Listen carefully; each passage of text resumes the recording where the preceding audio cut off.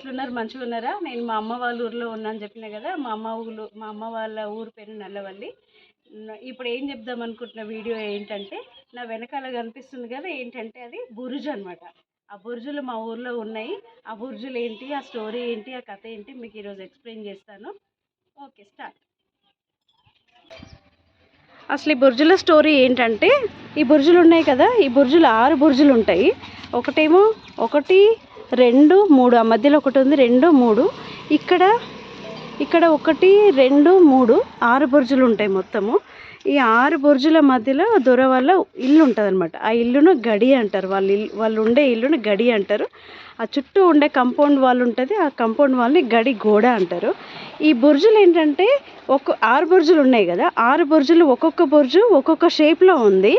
మరి ఒక్కొక్క షేప్లో ఎందుకు ఇట్లా డిఫరెంట్ షేప్స్లో ఎందుకు కట్టిరో మనకు తెలియదు, కానీ 6 బుర్జులు డిఫరెంట్ షేప్లో ఉన్నాయి. ఈ ఒక్క బుర్జు మాత్రం రౌండ్ షేప్లో ఉంది. ఈ ఒక్క బుర్జు రౌండ్ షేప్లో ఉంది.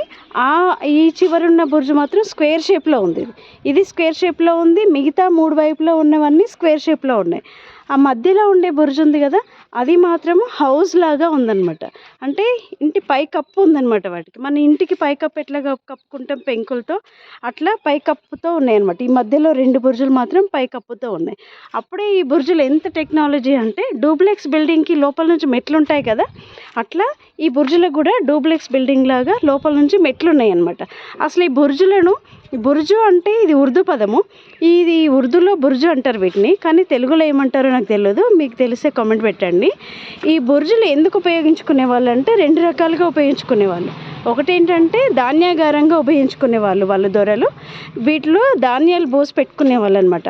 1, 2, 3, 4, 5, 6 ఈ 6 బుర్జులు వాళ్ళ ఇంటి చుట్టూ కాపలాగా ప్లస్ ధాన్యాగారాలుగా వీటిని ఉపయోగించుకునేవాళ్ళు. ఈ లోపల నుంచి డూప్లెక్స్ బిల్డింగ్ లాగా లోపల నుంచి మెట్లు ఉంటాయి. ఈ మెట్లు పైకి ఎక్కితే మొత్తము చుట్టుపక్కల ఒక 20 కిలోమీటర్ల వరకు ఒక 10 ఊర్లు కనిపిస్తాయి. ఇది అడవిలో, నరసాపూర్ అడవిలో ఈ ఊరు 2 కిలోమీటర్ల లోపల ఉంటుంది. కాబట్టి అప్పుడు రజాకార్ల టైంలో ఊర్లోకి ఎవరు వస్తున్నారు ఏంటి అనేది దొర వాళ్ళకి సేవకులుగా ఉండేవాళ్ళు. పైన 2 కాపలాగా ఉండేవాళ్ళంట. గన్స్ పట్టుకొని కాపలాగా పైన ఉండేవాళ్ళంట. పైన ఎక్కి కూర్చొని ఎప్పుడు కాపలా కాస్తూ ఉండేవాళ్ళంట. గస్తీ కాస్తుండేవాళ్ళు ఈ 6 బుర్జుల పైన ఎక్కి. ప్లస్ వీటిని ధాన్యాగారాలుగా ఉపయోగించుకునే వాళ్ళంట. వీటిలో 2 గదులు ఉంటాయి, పెద్దగా 2 గదులు ఉంటాయి. ప్రతి బుర్జులో గదులు ఉంటాయి. వాటిని ధాన్యాగారాలుగా ఉపయోగించుకునే వాళ్ళంట. ఈ బుర్జుల మధ్యలో వాళ్ళ ఇల్లు ఉండేది. ఈ బుర్జుకి ఆ బుర్జుకి మధ్యలో పెద్ద గోడ. ఆ గోడ ఎంత ఉంది అంటే, ఈ బుర్జుకి సగం ఉండేది. ఎందుకు అంత పెద్దగా ఉండేదంటే సెక్యూరిటీ అనమాట. లోపలికి ఎవరు వెళ్ళకుండా చాలా మందంగా, చాలా లావుగా, చాలా పొడవుగా అంత బుర్జు గడి గోడ ఉండేదండి. కాంపౌండ్ వాళ్ళు ఉండేదన్నమాట. ఎందుకంత స్ట్రాంగ్ అంటే, వాళ్ళు దొరలు కదా, మరి వాళ్ళ లోపలికి ఎవరు ప్రవేశించకుండా అంత చాలా స్ట్రాంగ్గా ఉండేదన్నమాట ఆ గోడని గడి గోడ అంటారనమాట. ఈ 6 బుర్జులు వాళ్ళకి సెక్యూరిటీ పర్పస్గా ఉపయోగించుకునే వాళ్ళు. ఈ బుర్జులు ఒక 200 సంవత్సరాల క్రితంవి అయి ఉండొచ్చు. ఎందుకంటే వేణుగోపాల స్వామి టెంపుల్ కూడా 200 సంవత్సరాల క్రితం టెంపుల్ అనమాట. అప్పుడే కట్టినవి ఈ బుర్జులు కూడా. వీటికి కూడా స్టోరీ ఉంది, రికార్డ్స్ కూడా ఉన్నాయంట. ఈ బుర్జులు ఎప్పుడు కట్టిరు, ఏం కథ, గుడి ఎప్పుడు కట్టినారు, ఏం కథ అని. ఇవి 200 సంవత్సరాల క్రితం బుర్జులు అనమాట. మీరు వినే ఉంటారు, రాయలసీమలో కొండారెడ్డి బుర్జు అని ఉంటుంది. సినిమాలలో కూడా చాలా సినిమా షూటింగ్స్ కూడా అక్కడ జరిగేవి. ఇవి కూడా అలాంటివే, కొండారెడ్డి బుర్జులు లాంటివే. కాకపోతే ఒక ఊర్లో ఒకే దగ్గర 6 బుర్జులు ఉండడం అనేది చాలా అరుదైన విషయంగా చెప్పుకోవచ్చు. ఇవి చాలా హెరిటేజ్గా మనం భావించవచ్చు ఇవి. కానీ రాను శిథిలం అయిపోతున్నాయి. ఇవి గడిగోడ అనేది ఈ 6 బుర్జులను ఆనుకొని పిల్లర్స్ లాగా ఈ బుర్జులు ఉపయోగించుకొని చుట్టూ గడి నిర్మించారనమాట. గడి అంటే కాంపౌండ్ వాల్. గడి లోపల వాళ్ళ ఇల్లు ఉండేది, దొర వాళ్ళ ఇల్లు ఉండేది. ఇది దొరల చేత పరిపాలించబడిన ఈ ఊరు కాబట్టి ఈ బుర్జులు, ఆ పెద్ద గడి, వాళ్ళ ఇల్లు అలా ఉండేదన్నమాట. మధ్యలో ఇప్పుడు వాళ్ళు లేరు, దొర వాళ్ళు లేరు. ఈ ఇళ్ళన్నీ వాళ్ళ ప్లేస్లోనే ఈ బుర్జుల మధ్యలో ఉండే ప్లేస్ ఇదంతా వాళ్ళదే. వాళ్ళు ఇప్పుడు అమ్ముకొని సిటీకి వెళ్ళిపోయినారు. ఇవంతా వేరే వాళ్ళు కట్టుకున్న కన్స్ట్రక్షన్స్ ఇవన్నీ. దొరవాళ్ళ ఇల్లు ఆ బిల్డింగ్ పక్కన అక్కడ కనబడుతుంది కదా, అది దొరవాళ్ళ ఇల్లు అనమాట. ఎప్పుడైనా ఒకసారి వచ్చినప్పుడు వాళ్ళు ఉంటారు అక్కడ. ఇవి మాత్రము ఇది ఒకటి రౌండ్ షేప్లో ఉంటుంది ఈ బుర్జు మాత్రము.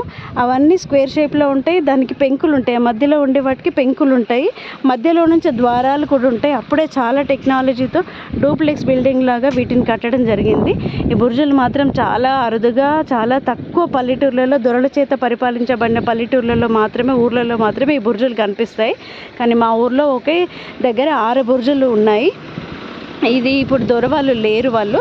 కానీ తెలంగాణలో దొరల పరిపాలన గడి అంటే ఏంటో అని కొంచెం నెగిటివ్గా చూపిస్తారు. అది కొన్ని ఊర్లలో జరిగి ఉండొచ్చు కూడా. కానీ మా ఊర్లో మాత్రం వాళ్ళు మాతో కలిసి బాగానే ఉంటారు. మా నాన్న వాళ్ళు చెప్పేవాళ్ళు, బాగా చూసుకునే వాళ్ళు, బాగానే కలిసి ఉంటారు. లేని వాళ్ళకి సాయం చేయడం కానీ, బాగానే గ్రామస్తులతో కలిసి ఉండడం కానీ బాగానే ఉంటారు. ఇదనమాట ఈ బుర్జుల స్టోరీ. కానీ ఈ బుర్జులు కూడా అంతరించిపోతున్నాయి. ఈ మిగతా 5 బుర్జులు కూడా అంతరించిపోవడానికి రెడీగా ఉన్నాయి, కూలిపోతున్నాయి. చెట్లు మొలిచినాయి ఆ బుర్జు పైన, అదైతే కూలిపోతుంది. 2 బుర్జులు అయితే కూలిపోయినాయి. ఈ బుర్జు కూడా కూలిపోతుంది. పైన 2 పెద్ద మొక్కలు మొలిచినాయి. పావురాలు ఉంటాయి, చిలుకలు ఉంటాయి. మా ఇంటి పక్కనే మా బుర్జు కాబట్టి మాకు ఆ చిలుకల సౌండ్ మంచిగా వినిపిస్తుంది. చిలుకలు ఉంటాయి మా ఇంటి ముందే, ఈ బుర్జులు ఉంటాయి అన్నమాట. ఇదనమాట బుర్జుల స్టోరీ.